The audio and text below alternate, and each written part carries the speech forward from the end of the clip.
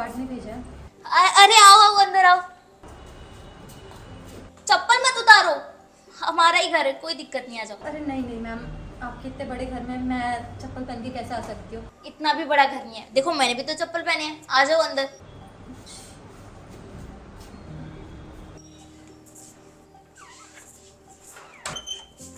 बैठो तुम।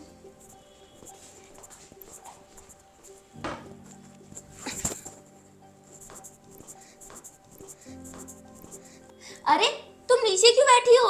ऊपर बैठो ना, इतना महंगा सोफा क्या मैंने खुद बैठने के लिए ले रखा है क्या? आओ ऊपर बैठो, तुमसे पूछताछ करनी है मुझे। नहीं नहीं मैम साहब, मेरी इतनी औकात था कि मैं इतने महंगे सोफ़े पे बैठूं, और अगर मैं सोफ़े पे आपके बैठ गई तो आपके सोफ़े की और आपके घर की रेपुटेशन पे बात आ जाएगी। लोग आपका मजाक उड़ाएंगे कि घर की नौकरानी को सोफ़े पे बिठा रखा है। मेरी हैसियत नहीं है आपके बराबरी में बैठने की, मेरी यही हैसियत है, और मैं ज़मीन पे खुश हूँ, मुझे कोई एतराज़ नहीं है। क्योंकि बाकी घरों में भी लोग कहते हैं कि हमारी महंगी चीज़ों को मत छुओ, ये मत करो, सो मत करो, तो मैं यहीं ठीक हूँ। और हाँ, मैंने आपको कोई शिकायत का मौका भी नहीं दूंगी। अच्छा तो ये बात है, जो चप्पल खोलना और नीचे बैठना, लोगों से मुझे कोई फर्क नहीं पड़ता। तुम मेरे घर में आई हो, तुम्हें पता है तुम मेरे लिए लक्ष्मी जैसी हो, मुझे और से कोई मतलब नहीं है। और एक बात बताओ, अगर तुम्हें चोट लगेगी या मुझे चोट लगेगी, खून तो लाल ही आएगा ना, तो इस चीज में क्या भेदभाव करना।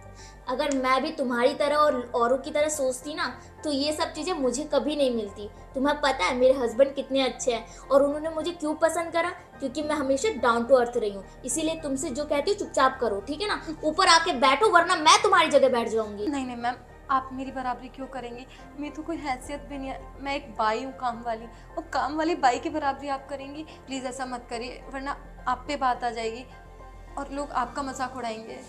अच्छा, लोग तुम्हारा मजाक उड़ाएंगे या मेरा मजाक उड़ाएंगे? यहाँ पे तुम्हारे और मेरे अलावा कोई दिख रहा है तुमको? है, चुपचाप से जो मैं कह रही हूँ वो करो, ठीक है ना? वरना अच्छा नहीं होगा, नहीं तो तुम्हें यहाँ से उल्टे पाँव भगा दूंगी मैं। नहीं नहीं मैम साहब, मुझे इस नौकरी की बहुत ज़रूरत है, प्लीज़ मेरे साथ ऐसा मत कीजिए। ठीक है, मैं सोफे पे बैठ जाती हूँ। ये हुई ना बात। देखो यहाँ पे बैठी हुई कितनी अच्छी लग रही हो, और ये घबराना छोड़ दो, मैं तुम्हारी बहन जैसी हूँ, ठीक है? अगर किसी चीज की भी जरूरत पड़े ना लाइफ में, तो हमेशा मुझे याद कर लेना, ठीक है? मैं कुछ खाने के लिए लेके आती हूँ तुम्हारे लिए। अच्छी, कितनी अच्छी इंसान है ये मैम साहब। मुझे नहीं लगता कि इनके जैसा कोई इस दुनिया में होगा। अमीरी गरीबी का कोई भेदभाव नहीं है, भगवान है ये मेरे लिए। ये लो नमकीन खाओ, ये ना मेरी फेवरेट नमकीन है, मुझे ये बहुत पसंद है। आप मुझे ऐसे दे दीजिए। देखो ये ड्रामा बहुत हो गया, चुपचाप से इस कटोरी में ले आओ। वैसे भी कोई अच्छी कटोरी नहीं लेके आई मैं तुम्हारे लिए, लो इसमें खा लो। नहीं नहीं मालकिन, हम काम वाली बाइयों के बर्तन अलग होते हैं, अगर आपके पास नहीं है तो कोई नहीं, आप ना मेरे इस पे दे दीजिए, मैं इस पे लेके खा लूँगी, और मैं कल से अपने बर्तन लेके आऊँगी अलग। तुम ये क्या बोल रही हो? मुझे नहीं पता कि उन लोगों ने तुम्हारे साथ कैसा बिहेव करा जहाँ तुम पहले काम करती थी, लेकिन मैंने आज तक कभी किसी के साथ ऐसा नहीं किया। जिस बर्तन में मैंने खाया उसी बर्तन में मैंने दूसरों को भी दिया, चाहे वो कोई भी हो, चाहे वो दूध वाले हो, चाहे वो कोई भी हो, XYZ। मैंने कभी उनके साथ भेदभाव नहीं करा, और आज तुम्हें इस तरह से बिहेव करते देख मुझे बहुत बुरा लग रहा है। शायद जिनके यहाँ तुमने पहले काम करा है उन लोगों ने कभी भी तुम्हें अच्छे से ट्रीट नहीं करा, और तुम्हारे जैसे कितने लोगों के साथ वो लोग अच्छे से ट्रीट करते भी नहीं होंगे।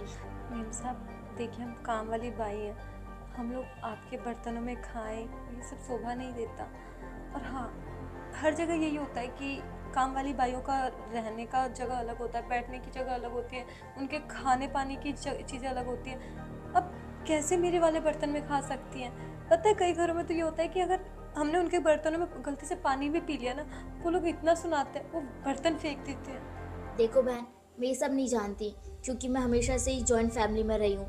मैंने कभी काम वाली बाई ये सारे शब्द कभी नहीं सुने, और पहले से ही हमने सारे काम खुद करे हैं। अब तुम हमारे घर का हिस्सा बनने जा रही हो, तो मुझे देखकर बहुत ज़्यादा आश्चर्य हो रहा है कि तुम्हारे साथ ये सब कुछ हुआ, और लोग ऐसा करते हैं, करते भी होंगे।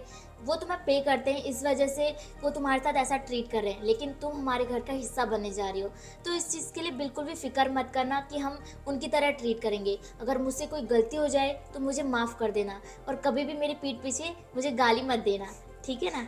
अभी ये बातें छोड़ते हैं, ठीक है? तुम ये नमकीन खाओ, और ये बताओ कि तुम कितनी सैलरी एक्सपेक्ट करोगी मुझसे?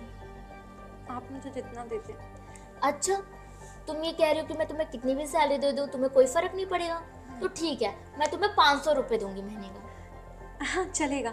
आप मुझे काम समझा दीजिए, क्या क्या काम है। मैं झाड़ू पोछा बर्तन कपड़े खाना सब कुछ करना जानती हूँ और मैं अकेले कर लूँगी। आपको दूसरे काम वाली बाई की ज़रूरत भी नहीं पड़ेगी और ना ही मैं कोई शिकायत का मौका दूंगी। अच्छा, तो तुम चाहती हो कि तुम 500 रुपये में सारा काम कर दोगी, पूरा का पूरा घर चला लोगी अपना? बात तो आपकी बिल्कुल सही है मीम साहब, लेकिन जितनी इज्जत आपने मुझे दी है, जितना प्यार दिया है, जितना सम्मान दिया है, वो तो कहीं नहीं मिलेगा ना। देखो, ये बातें तो होती रहेंगी, प्यार मोहब्बत वाली, तो वो तो हम करते रहेंगे। लेकिन मैं आपको ये बता दूं कि तुम्हें कल से ही ज्वाइन करना है, ठीक है ना? मुझे ऑफिस का बहुत ज़्यादा वर्क रहता है, इसलिए मैं घर पर ध्यान नहीं दे पाती हूँ। तो आज के बाद तुम्हें ही मेरे घर पर ध्यान देना है, ठीक है? और ये मैं बताना चाहती हूँ कि तुम्हारी सैलरी 20,000 रुपीज़ है। 20,000 मीम साहब? मैं पिछले घर में काम करती थी, सारा काम करती थी, पर वहाँ पे तो सैलरी मुझे सिर्फ 4,000 रुपये मिलती थी। आप मुझे 20,000 रुपये दे रही हैं। देखो, पिछला अगला मैं नहीं जानती, मैं सिर्फ तुम्हारा काम देखूंगी, और काम अच्छा होगा तो तुम्हारी सैलरी भी अच्छी होगी, है ना?